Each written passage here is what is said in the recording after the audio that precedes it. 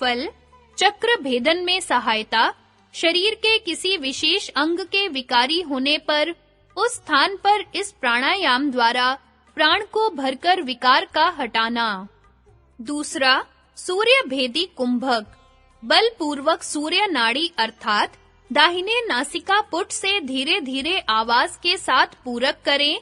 बलपूर्वक जब तक वायु को रोक सके कुंभक करें। इसके पश्चात चंद्र नाड़ी अर्थात वाम नासिका पुट से धैर्य के साथ आवाज करते हुए वेग पूर्वक रेचक करें। यह एक प्राणायाम हुआ। आरंभ में इस प्रकार 5 प्राणायाम करें। शनैः-शनैः शक्ति के अनुसार संख्या बढ़ाते जाएं।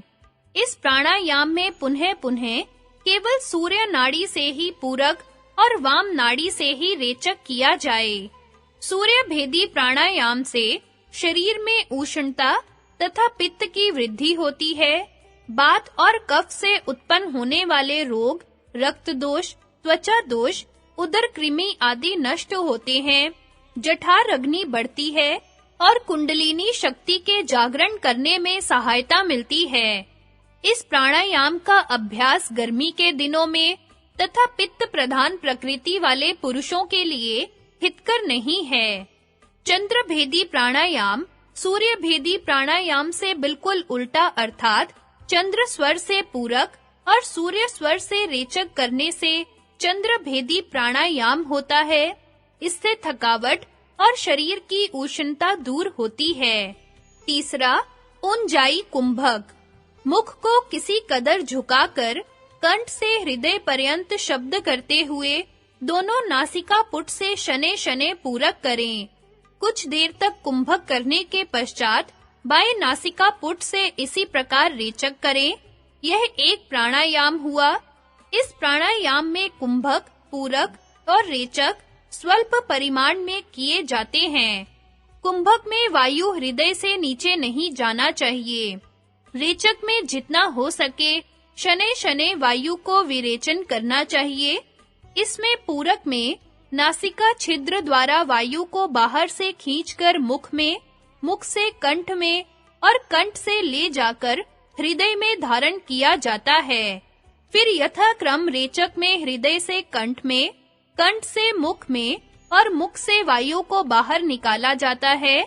5 से आरंभ करके शनैः-शनैः यथाशक्ति संख्या बढ़ाते जाएं। फल, कफ प्रकोप, उदर रोग, आमवात, मंदाग्नि, पलीहा आदि का दूर होना, अग्नि का प्रदीप्त होना एवं कंठ, मुख और फेफड़ों की स्वच्छता। दीर्घ सूत्री उंजाई। इसमें कंठ की सहायता से लंबी, दीर्घ और हल्की आवाज उत्पन्न करते हुए मन की एकाग्रता के लिए केवल पूरक रेचक किया जाता है। चौथा, शीतली कुंभक।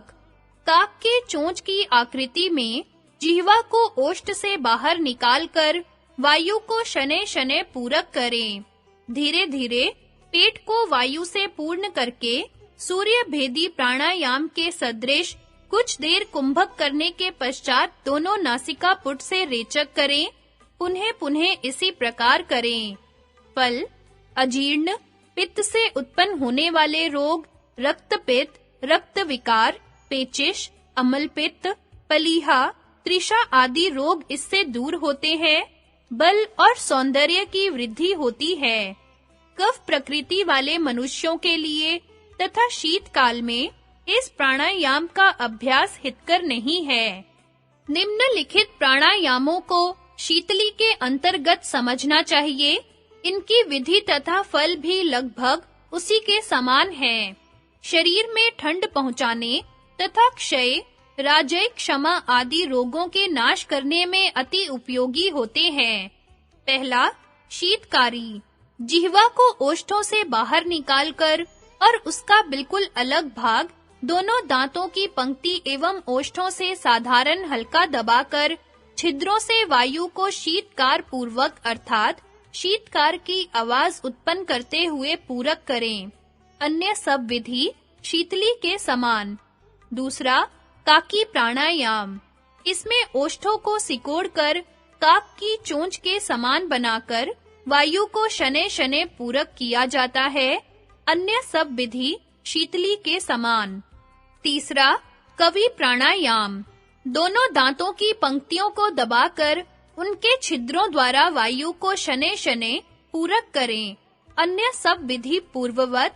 वाणी का मीठा और कंठ का सुरीला होना, यह इसमें विशेषता है। चौथा, भुजंगी प्राणायाम। भुजंग के सदृश मुख को खोलकर वायु को पूरक करें। अन्य सब विधि पूर्ववत। इन प्राणायामों में कहीं-कहीं 5 बार केवल पूरक रेचक करने के पश्चात छठी बार कुंभक करना बतलाया है। पांचवा, भस्त्रिका कुंभक। भस्त्रिका प्राणायाम कई प्रकार से किया जाता है।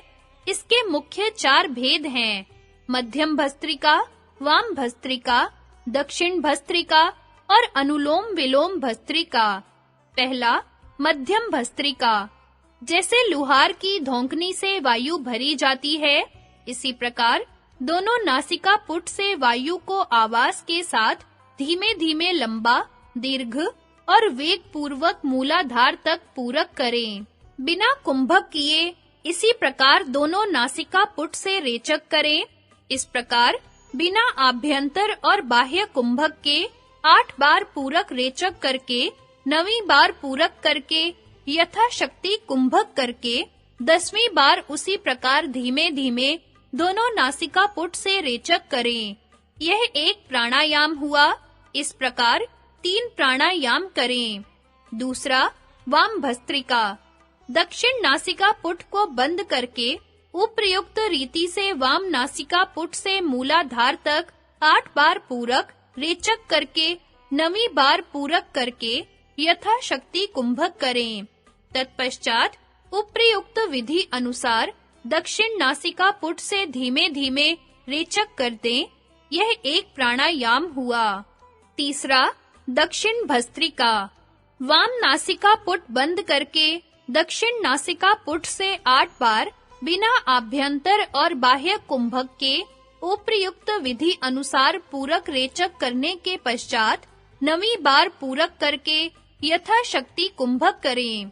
तत्पश्चात वाम नासिका पुट से रेचक करें। यह एक प्राणायाम हुआ। वाम भस्त्रिका और दक्षिण भस्त्रिका को मिलाकर करने की विधि। पहले वाम भस्त्रिका का एक प्राणायाम करें, फिर दक्षिण भस्त्रिका का एक प्राणायाम, तत्पश्चात वाम भस्त्रिका का एक प्राणायाम। इस प्रकार इन 3 प्राणायामों में 2 बार वाम भस्त्रिका और 1 बार दक्षिण भस्त्रिका होगा। चौथा, अनुलोम विलोम भस्त्रिका। जैसे लोहार की धौंकनी से वायु भरी जाती है, इसी प्रकार बाएं नासिका पुट से वायु को आवाज के साथ धीमे-धीमे लंबा, दीर्घ और वेग पूर्वक मूलाधार तक पूरक करें। बिना कुंभक किए इसी प्रकार दक्षिण नासिका पुट से रेचक करें। बिना बाह्य कुंभक के उसी नासिका पुट से पूरक करके फिर बाएं नासिका पुट से विधि अनुसार रेचक करें। ये 4 प्राणायाम हुए।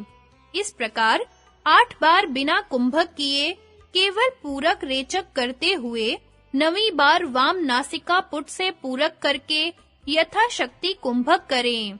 तत्पश्चात 10वीं बार दक्षिण नासिका पुट से रेचक करें।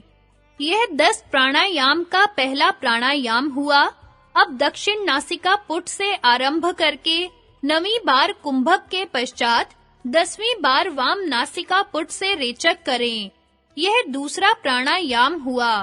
अब पहले प्राणायाम की भांति तीसरा प्राणायाम करें।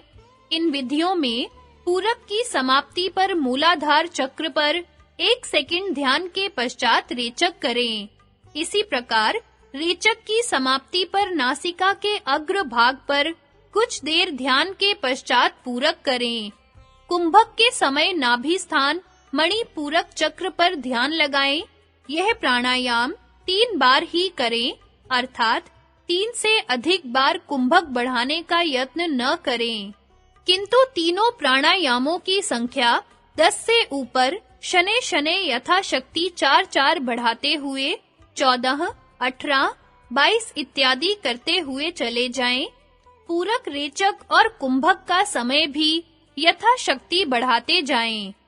इस प्राणायाम से त्रिधातु विकृति से उत्पन्न हुए सब रोग नष्ट हो जाते हैं, आरोग्यता बढ़ती है, जठर अग्नि प्रदीप्त होती है। गर्मी सर्दी सब ऋतुओं में किया जा सकता है। कुंभक बढ़ाने, मन के स्थिर करने और कुंडलिनी जागृत करने में अति उपयोगी है।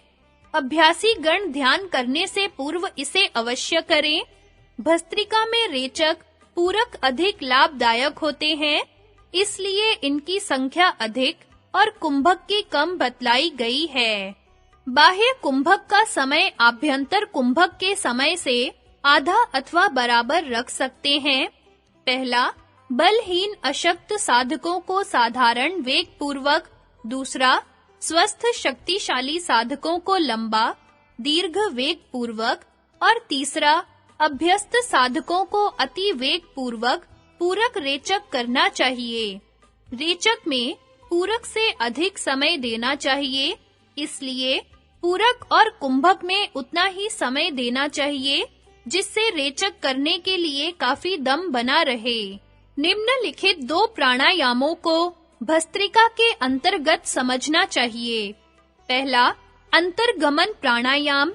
सिद्धासन से बैठकर वाम नासिका पुट से रेचक करते हुए पूरे उड्डयन के साथ वाम घुटने पर सिर को टेक देना, तत्पश्चात पूरक करते हुए सीधा हो जाना। इस प्रकार रेचक पूरक करते हुए 10वीं बार पूरक करके जालंधर बंध के साथ सिर को घुटने पर रखकर यथाशक्ति कुंभक करना। तत्पश्चात जालंधर बंध खोलकर सीधे हो जाना।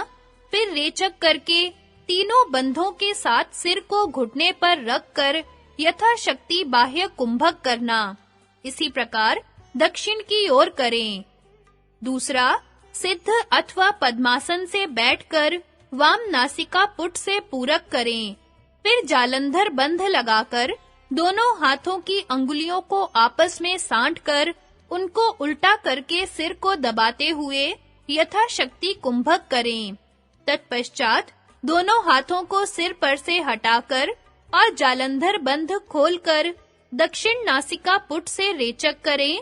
इसी प्रकार कई बार करें। छठा, भ्रामरी कुंभक। इस प्राणायाम में पूरक और रेचक की विशेषता है। पूरक वेग से और भौरे के शब्द के सदृश शब्द युक्त होता है और रेचक भृंगी के सदृश मंद-मंद शब्द से युक्त होता है। रेचक का महत्व अधिक है, इसलिए इसका नाम भ्रामरी रखा गया है।